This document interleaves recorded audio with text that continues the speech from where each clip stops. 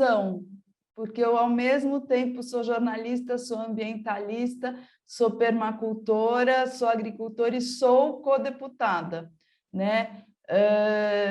A pandemia e o trabalho passar a ser remoto, na verdade, em alguns aspectos, facilitou para eu conseguir fazer essas coisas todas ao mesmo tempo, porque não dá para fazer uma coisa depois a outra, senão o dia precisaria de umas 50 horas. Então, vamos por partes.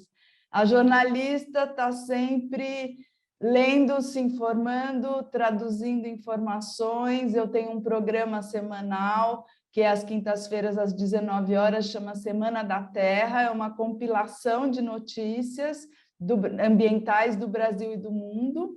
Além disso, acabei de estrear, junto com uma cientista chamada Thaís Mauad, professora da Faculdade de Medicina da USP, um programa que chama Climão no Insta, e a cada mês a gente faz um programa só sobre mudanças climáticas, né? E eu trabalho muito nos meus perfis de Facebook e Instagram, transmitindo notícias, interpretando notícias e produzindo também conteúdo, né? Em breve vou relançar meu site, então a jornalista está bem ocupada. A ambientalista se mistura com a jornalista porque grande parte das coisas que eu divulgo tem a ver com questões ambientais. A permacultora, muita gente não conhece permacultura. Permacultura, a palavra significa cultura permanente. É uma ciência de design ecológico, né? Uma ciência aplicada sobre como habitar este planeta aqui, um território, deixando ele em melhores condições para as próximas gerações. Melhores condições é o ar mais puro, mais fontes de água, mais biodiversidade, mais solo e tudo isso. E eu exerço a permacultura na minha casa e também na Horta das Corujas, que é a primeira horta comunitária de São Paulo, que eu sou uma das fundadoras. E isso tem muito a ver com pequenas coisas do cotidiano, que daqui a pouco a gente vai conversar, né? O tipo de sabão que você usa para lavar sua roupa, para se lavar, para lavar seu cabelo e suas louças, pode tanto matar a vida aquática, quanto ajudar a limpar os rios. E eu uso produtos que ajudam a limpar os rios, só que muitos deles eu faço com a minha mão, então isso leva tempo, né? Eu cozinho praticamente todas as minhas refeições, eu que limpo minha casa, então isso é um montão de tempo.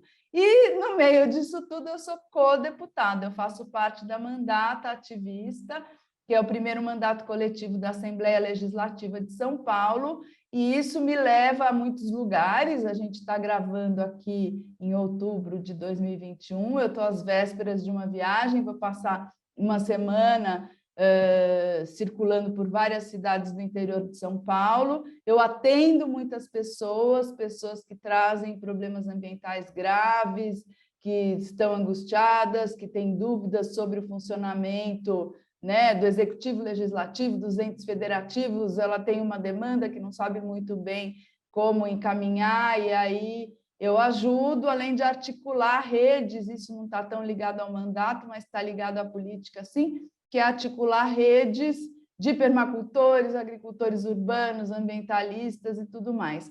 E aí tem destinação de emenda parlamentar, tem projeto de lei para escrever, tem um monte de coisa. Então, eu trabalho muito. Eu sou ambientalista, na verdade, sou ligada a esses temas desde a infância, né? A primeira vez que eu ouvi a palavra ecologia foi no Movimento Bandeirante. Inclusive, esse movimento é incrível, mas tem um nome que hoje em dia é um pouco politicamente incorreto, né? É a vertente feminina do escotismo, que já nos anos 70 trazia essa questão ambiental. Eu era criança e comecei a me envolver nisso. Obviamente, eu tive uma trajetória de criança e adolescente normal. Eu não fui a Greta Thunberg, não fui. Eu levei minha vida normal, né? Mas eu já estava conectada com essas questões. Na época da ECA, eu lembro que eu fui trabalhar na Rádio USP e, assim, eu já fazia coisas que já, sei lá, nos anos 80 eu já ia para o supermercado levando a minha sacola. Eu era a única, durante décadas fui a única pessoa que fez isso. Ainda nos anos 80 eu lembro de ir na feira devolver a caixinha de ovo para o feirante, né, que aceitou e tudo mais. Essas coisas eram cotidianas na minha vida. Eu era um pouco angustiada, porque já faz décadas, né, que eu venho acompanhando aí os relatórios, as reuniões internacionais. Eu cobria a Rio 92 como jornalista, eu trabalhava na época na Editora Abril, eu era editora de comportamento da Capricho, já tinha uma página sobre ecologia todo mês na revista, né? Só que eu tinha muita angústia. E hoje em dia eu sou muito menos angustiada, embora as coisas tenham piorado muito. E a diferença é que eu passei a agir mais. E isso conforta o meu coraçãozinho. Então, na verdade, acho que eu sou bem interesseira, né? Porque para eu dormir tranquila à noite, todo dia, quando eu vou dormir, eu falo, bom, hoje eu fiz o máximo que eu podia ter feito. E amanhã tem mais, né? Não é uma receita, tá? Eu estou contando, eu estou compartilhando a minha experiência, eu vou falar o que eu tenho vivido, e isso talvez seja útil para alguém, talvez não seja útil, porque cada um tem a sua trajetória, né? Primeiro, a gente tem que ir um pouquinho para o conceito, o que é ecologia, o que é sustentabilidade, o que é regeneração, tá? Ecologia é uma palavra meio ampla, significa assim, fazer alguma coisa que não seja negativa para os ecossistemas e, se puder ser positiva, melhor. Mas não tem muito contorno. Sustentabilidade é um conceito que passou a ser mais conhecido a partir dos anos 80, né? A partir de conferências da ONU, e tem a ver com estar aqui nesse planeta e usar os recursos dele sem prejudicar as próximas gerações.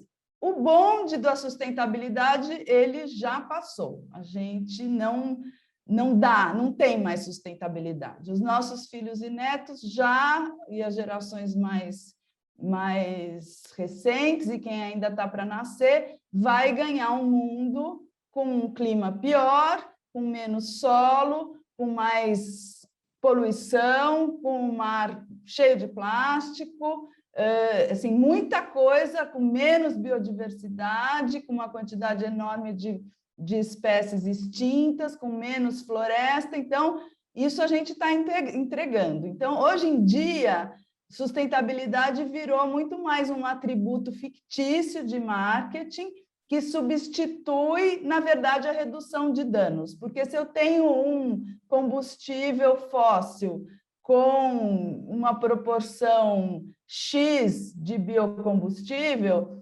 isso não tem nada a ver com sustentabilidade, é menos dano, né? Mas se eu tenho uma embalagem com X% menos plástico, é menos dano, mas não tem nada a ver com sustentabilidade. Então, eu acho muito complicado lidar com a palavra sustentabilidade.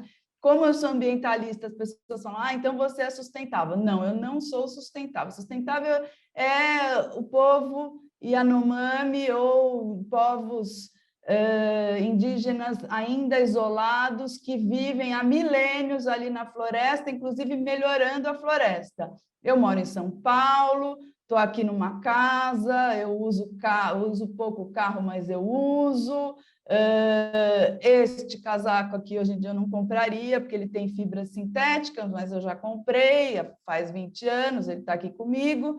Então, assim, eu não sou sustentável. O que eu tento fazer é atuar na economia e na cultura regenerativa. E aí, isso está voltando, estou fazendo uma resposta muito longa, mas, assim, como é que a gente busca se sentir melhor? Eu conheço muitas outras pessoas que, assim como eu, estão atuando na regeneração.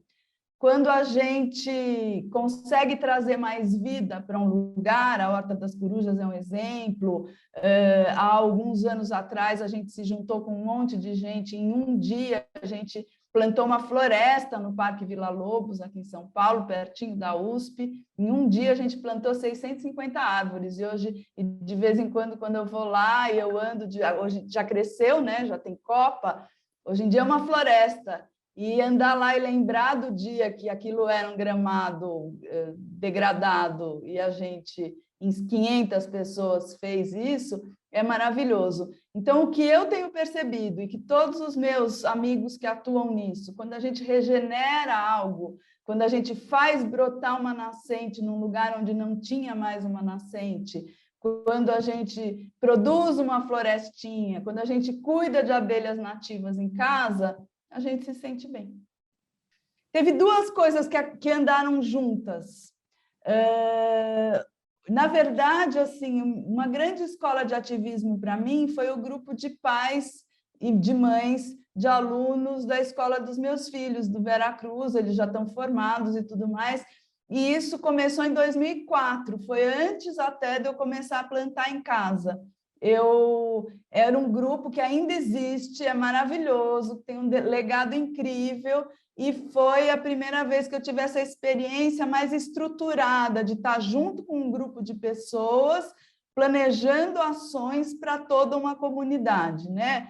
O que é o ativismo? É você pegar aquele direito difuso, né, de todo mundo, então todo mundo, aquele desejo, todo mundo quer respirar um ar melhor, mas tem gente que dedica todos os dias da sua vida para lutar por essa causa. E o ativismo vai pegando fatias da realidade e fala, isso aqui é comigo, é interesse de todo mundo, mas vou dedicar minha vida a isso. Então, essa experiência começou no grupo de mães e de pais, né, da escola, foi muito importante isso para mim, e ao mesmo tempo eu já estava com essa ideia de produzir alimentos.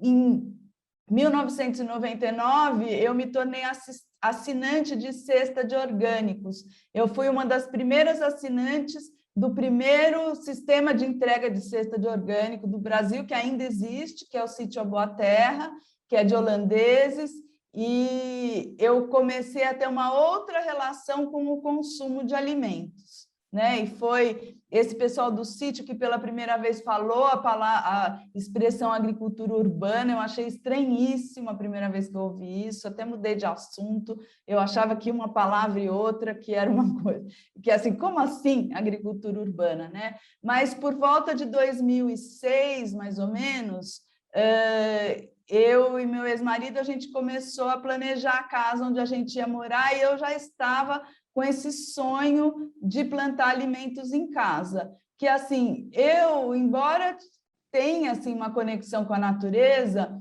não tinha nenhuma experiência de plantio, achava, assim, primeira vez que eu ganhei um saco de esterco em casa, ficou lá um mês, assim, eu falava, bom, ganhei um saco de cocô de cavalo, né? O que eu vou fazer com isso? Ficou lá num canto, hoje eu mexo, assim, não tem problema nenhum, mas com minhoca a mesma coisa, porque é natural nas pessoas que são urbanas, né? Você fala assim, bom, estou aqui com um monte de humus, cheio de minhoca. Hoje em dia eu tiro foto, ponho ela na cara, assim, do lado, do beijinho, mas no começo é esquisito.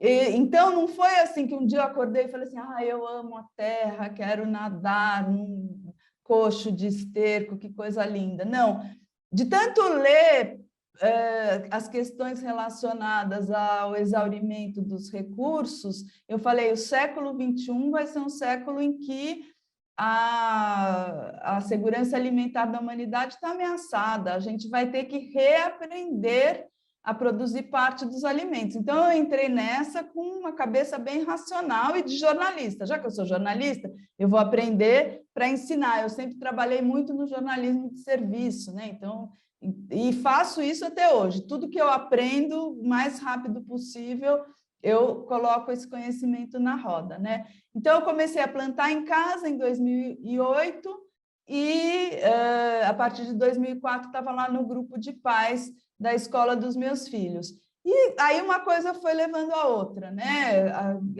sou uma das fundadoras do Grupo Hortelões Urbanos, que existe no Facebook há 10 anos, tem mais de 80 mil pessoas. Dentro do grupo começou a conversa de se criar uma horta comunitária em São Paulo.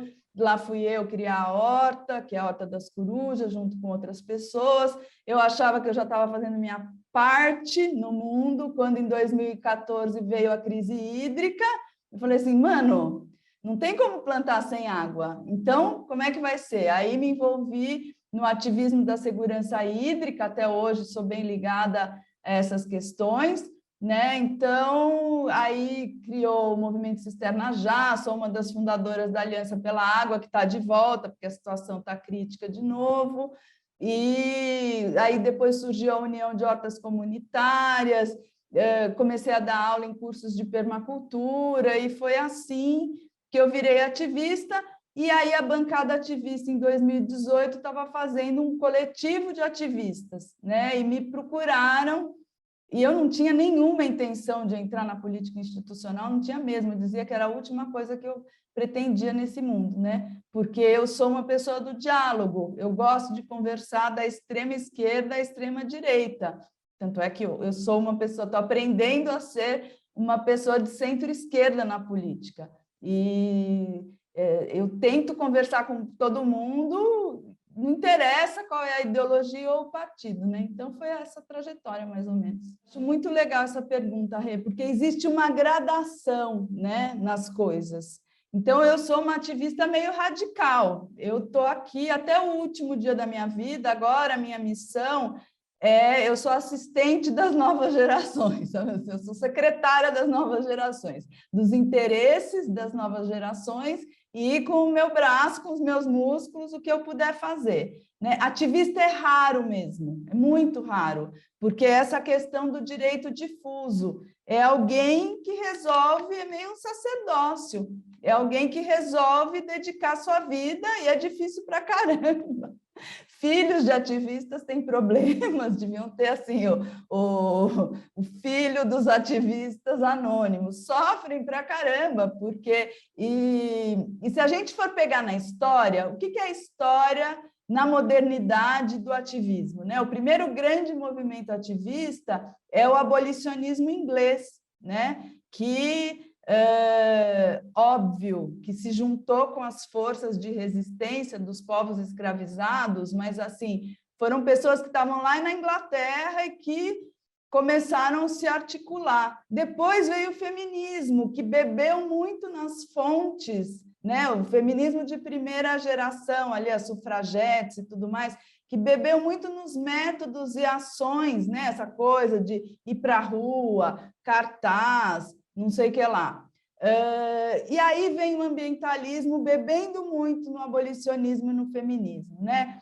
A gente é difícil por diversas razões. Tem grande parte da humanidade está ali tão desesperada para sobreviver, ainda mais no Brasil hoje em dia, que a pessoa mora na periferia, tem não sei quantos filhos, gasta não sei quanto tempo no transporte para chegar num trabalho massacrante, é muito difícil separar um tempo. Então, tem poucas pessoas. Agora, nem todo mundo precisa ser ativista radical. Dá para pegar uma coisa pequena, ter uma colmeia de abelha nativa em casa, é beleza. Fazer como o Newton, em vez de eu comprar um sabão que vai transformar, vai fazer aquela espuma tóxica no rio, comprar um outro produto. Aí as pessoas falam assim, não tem dinheiro, né? Mas muitas vezes as escolhas de consumo são muito estranhas, né? Tem um consumismo enlouquecido aí de comprar coisas que são inúteis e não investir naquilo que,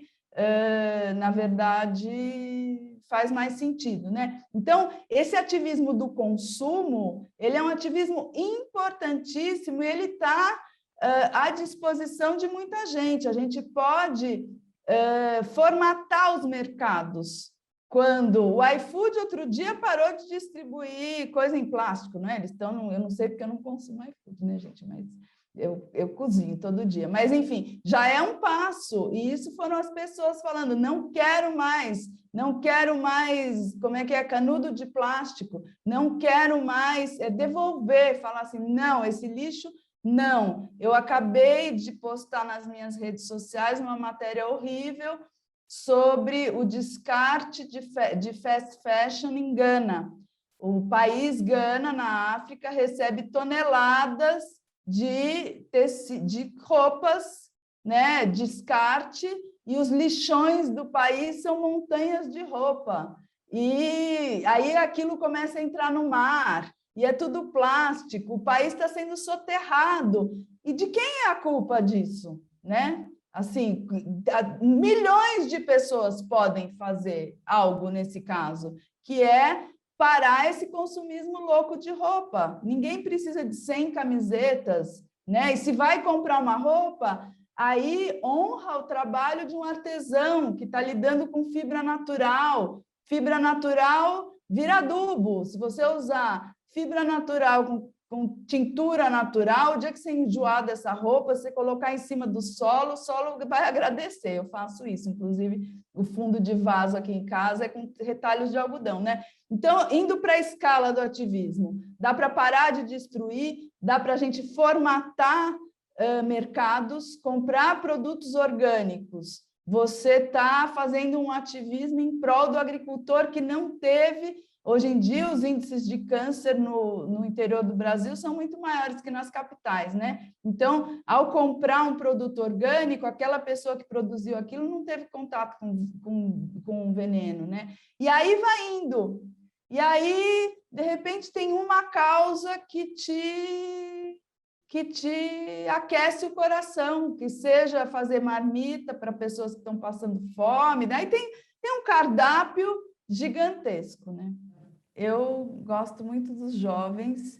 O que eu queria falar para os jovens é principalmente calma, calma, porque a função principal da criança é crescer e do jovem é se tornar adulto e se tornar autônomo nesse mundo que está muito difícil. Eles estão encontrando um mercado de trabalho pior do que o nosso, né? Então, e problemas gigantescos. Então, assim, um jovem conseguindo fazer uma transição saudável para a vida adulta, conseguindo encontrar um trabalho que não seja ir trabalhar em indústria de armas, né? Um trabalho que de alguma forma contribua ou para reduzir danos ou para regenerar as coisas. E se isso não é possível durante as horas de trabalho, buscar ali uma pequena atividade que comece esse processo, né? Isso já vai ser de de grande contribuição. E a gente, talvez o ativismo principal seja a gente se cuidar, porque, assim, claro que não é uma escolha, né? Existem situações muito difíceis, mas a gente não levando o problema para os outros, problemas que a gente pode resolver, a gente já está ajudando bastante o mundo, né? Então, é bem aquela imagem do avião que cai a máscara de oxigênio, a gente põe antes no nosso rosto e depois a gente vai tentar ajudar outro, porque às vezes tem gente que está numa situação muito difícil, muito desestruturada, que quer abraçar um projeto, mas naquele momento não dá, não é possível. Então, entender qual é o passo que consegue ser dado, pensando que isso é uma enorme maratona, não é uma corrida de 100 metros, né? Então, fazer um pouquinho cada dia é muito mais produtivo do que fazer uma grande coisa ou começar um grande projeto que depois não vai se sustentar. Muitas das iniciativas, elas perdem fôlego e se desfazem, né? Então, tem um quadrinho muito legal que fala assim, receita para melhorar o mundo. Faça o que você pode com o que você tem agora, né? Então, se é tirar um saco plástico do chão, isso já está valendo, né? E não ficar projetando o dia que eu tiver um monte de gente para me ajudar, o dia que eu tiver $1 milhão, aí eu vou começar a fazer alguma coisa. Porque isso eu já vou dar spoiler para quem vai entrar em projetos ativistas. É pouca gente, tá? Quando você está num grupo que tem 4 pessoas, você fala assim, nossa, porque em geral é 2 ou 3, quando não é um sozinho. E aí o recado aí para a turma mais da nossa idade, né, que passou dos 50, nós sim, muitas vezes já passamos, né, por uma situação aí profissional, já consolidamos uma carreira, às vezes a pessoa já tem casa para morar, quem teve filhos, os filhos já cresceram. A gente está entrando numa fase da vida em que a gente pode retribuir mais ao mundo. A gente tem experiência, às vezes a gente tem um pouco de tempo, e aí fica o convite para a galera da maturidade. Eu estava lá, trabalhando na minha horta, fazendo o que eu faço, quando caiu do céu um convite e uma pessoa me ligou, falou, olha, eu sou do Movimento de Renovação Política, o Caio Tendolini me ligou, do Movimento de Renovação Política chamado Bancada Ativista. A gente está organizando um coletivo de ativistas para disputar em conjunto uma cadeira, né, na Assembleia Legislativa de São Paulo. E eu fui conversar com ele para ser fina, porque eu já fui com o meu discurso assim pronto, que eu ia falar muito obrigada, já tinha até entonação. Muito obrigada, fico muito feliz que tenham lembrado de mim, é uma honra esse convite. No entanto, eu sou uma pessoa do diálogo, não quero entrar num projeto. Mas quando ele me contou do que se tratava, que era a junção de vários ativistas de várias causas, dentro de um projeto comum, e que eles tinham me escolhido como alguém do meio ambiente, eu não consegui dizer não. E porque isso tem muito a ver com o ativismo, né? Então, da hora que eu acordo até a hora que eu vou dormir, eu tento fazer o máximo para que esse planeta seja mais amigável para todas as formas de vida. Mas tem muitas coisas que minhas mãos não vão alcançar nunca, né? Questões ligadas à injustiça de gênero, questões, à luta antirracismo, as questões LGBTQIA+, as causas das mães e das crianças, a educação pública, a saúde pública. Nunca vou conseguir, eu não tenho conhecimento, não tenho competência, não tenho tempo, não dá para abraçar tudo. E aí ele, de repente, me falou, você vai estar junto com todas essas causas.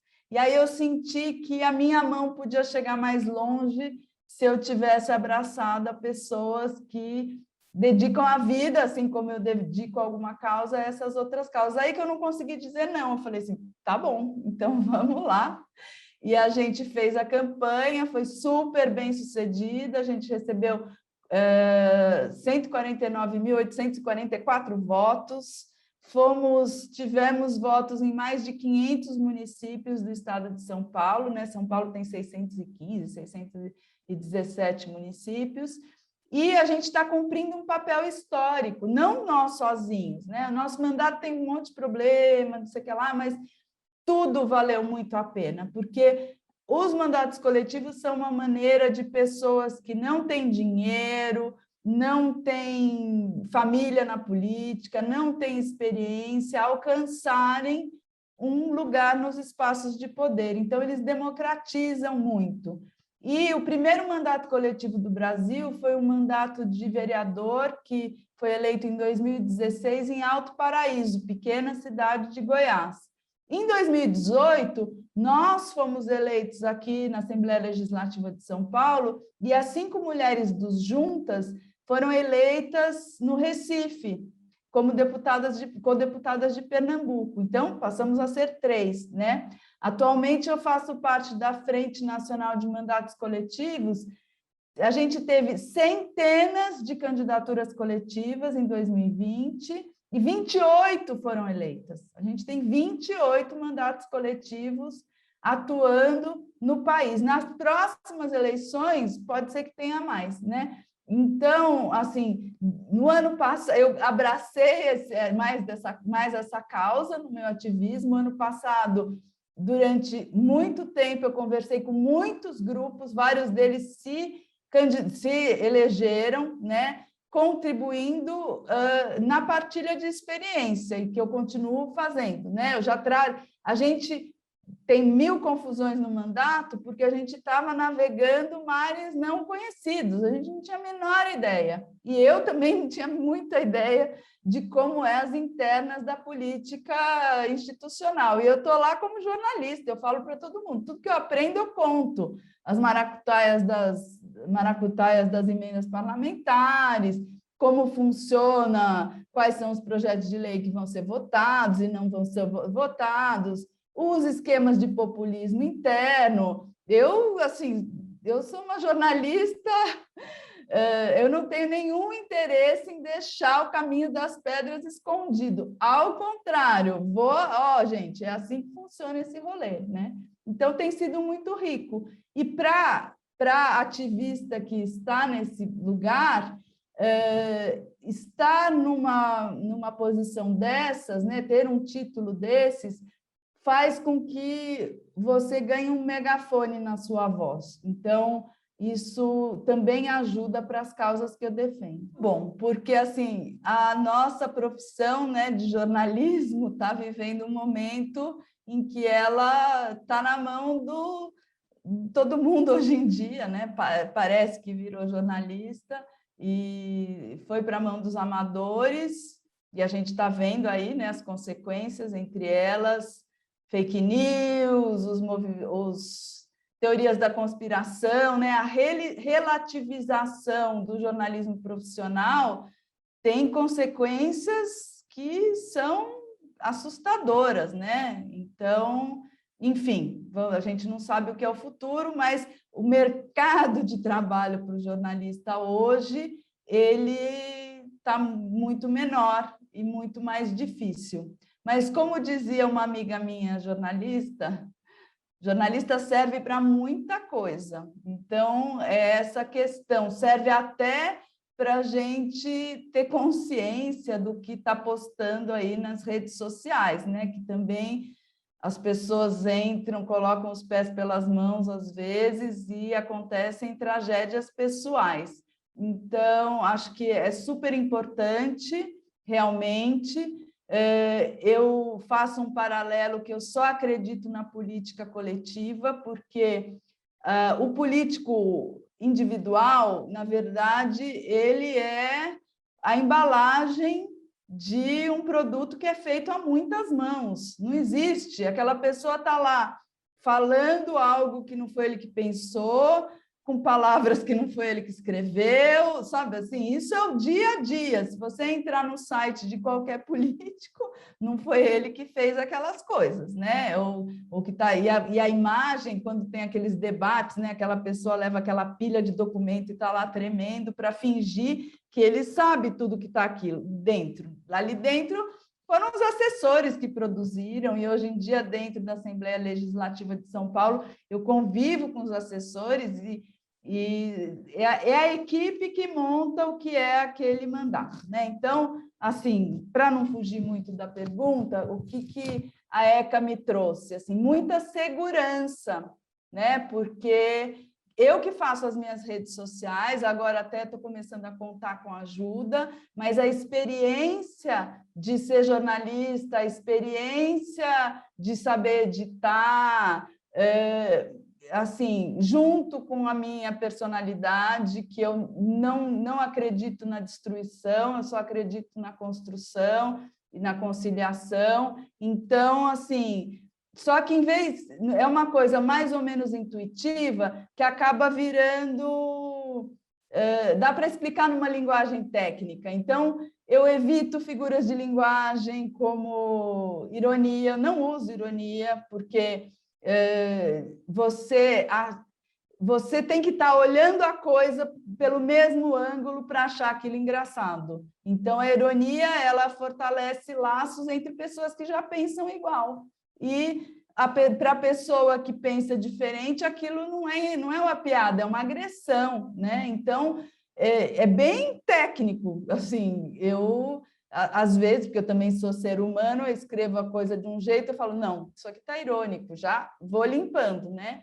E evitando acidentes. Então, eu sou muito grata à minha trajetória profissional de jornalismo, que começou na ECA, que começou lá no Jornal do Campus, que eu ainda tenho as edições guardadas aqui, né? E depois na Rádio USP, dentro da USP, e na convivência com vocês, e é incrível. E a Renata estava falando que ela não tem tempo para ser ativista, e eu acho isso mentira, mentira, horrível, porque a Ágora ECA, que estou aqui conversando com vocês, é um pequeno grupo ativista de um valor incrível, que está reconectando uma comunidade maravilhosa em cima de valores que são o pluralismo, o fazer bem para o mundo, o expandir as fronteiras mentais e emocionais das pessoas. É de um valor incrível. E, assim, a gente virou meio, a gente, né, que trabalha com horta, virou meio um ícone, né? Porque até você vai de fantasia, né? Chapéu, enxada, bota e faz assim, mas o ativismo tem 1000 expressões. E esse que vocês estão fazendo, que costurar esse tecido social que está esgarçadíssimo e que vai dar nessas tragédias eleitorais que a gente tem visto por aí, né? Nos Estados Unidos, aqui o atual despresidente, isso é porque o tecido social foi sendo corrompido, as pessoas foi sendo desgastado, as pessoas foram ficando sem esperança. Então, essa reconexão, esse costurar de comunidade em cima de assuntos e de valores tão nobres, é um ativismo maravilhoso.